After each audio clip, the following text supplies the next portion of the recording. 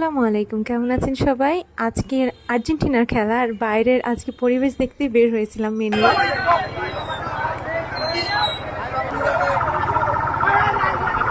আর ফার্স্টে এমন কিছু একটা চোখে পড়লো যেটা অস্বাভাবিক, বাট এখনকার পরিবেশের সাথে খুব স্বাভাবিক লাগে। মানে খেলা হবে আর্জেন্টিনার ব্রাজিলের, আর মারামারি হবে না, কেউ মরবে না, এটা এখন অস্বাভাবিক ব্যাপার হয়ে গেছে। আমাকে অনেকে কোশ্চেন করছে, মেসেজ আসছে যে আপু আপনি কোন টিমকে সাপোর্ট করেন। টু বি অনেস্ট, ছোটোবেলা থেকে যখন থেকে বুদ্ধি হয়েছে দেখেছি আমার আশেপাশের মানুষ আর্জেন্টিনার ভীষণ বড় ফ্যান। সো ওই সুবাদেই তখন থেকে আর্জেন্টিনার প্রতি মন থেকে অনেক বেশি ভালোবাসা তৈরি হয়েছে। তো আর্জেন্টিনাকেই সাপোর্ট করতাম।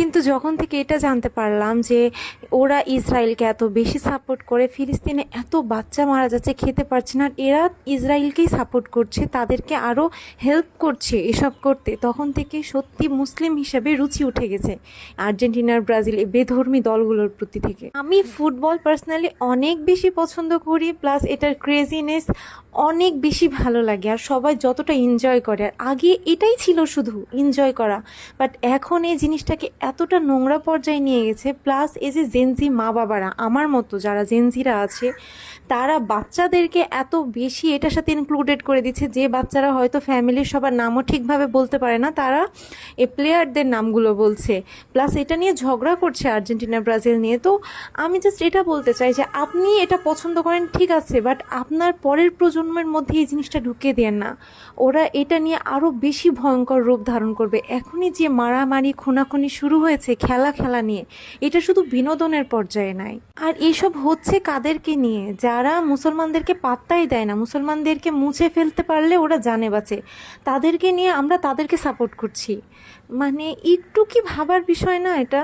দয়া করে কেউ পার্সোনাল হবেন না, আমি কোনো আর্জেন্টিনা, ব্রাজিল, ফ্রান্স, জার্মান, আমি কারো সাপোর্টের কথা বলছি না। সবার জন্য বলা, দরকার হলে আপনি ইসলামিক টিমগুলোকেও সাপোর্ট করেন না, কারণ এরাও যে খুব একটা হালাল কাজ করছে বিষয়টা সেটা না। বাট আপনার পছন্দ আপনার পর্যন্তই রাখেন, আপনার বাচ্চাদের মধ্যে এগুলো ঢুকিয়েন না। আমার এখন ভয় লাগে যে আমার একটা বাচ্চা আছে, আমি এই পরিবেশ থেকে কিভাবে নিজের বাচ্চাকে সুরক্ষিত রাখবো। আর এই খেলা করে যে স্লোগানগুলো দেওয়া হচ্ছে, বাপরে বাপ, ভীষণ ভয়ঙ্কর। যে কোনো টিমকে বা যে কোনো কিছুকে ভালোবাসতে পারেন, বাট সেই ভালোবাসাটা যেন অন্ধ না হয়। সব কিছুর মধ্যে একটা কন্ট্রোল রাখা লাগবে, যে আমার পছন্দের মানুষ বা পছন্দের টিম বা পছন্দের পার্সন যদি ভুল করে তো সেটাকে ভুল বলার ক্ষমতা রাখতে হবে। আমার কাছের মানুষ, আমার আপন মানুষ বলে সবসময় ঠিক, এটা কিন্তু করা ঠিক না। এটার ভোগান্তি আপনাকেই একসময় ফেস করতে হবে। এটা বলতে এসেন না যে আমি হুজুর হয়েছি, হাজির হয়েছি, এমনটা কিছু না। জাস্ট আমি মানুষ হিসাবে আমার যতটুকু ফিল হয়েছে আমি বলেছি। আমিও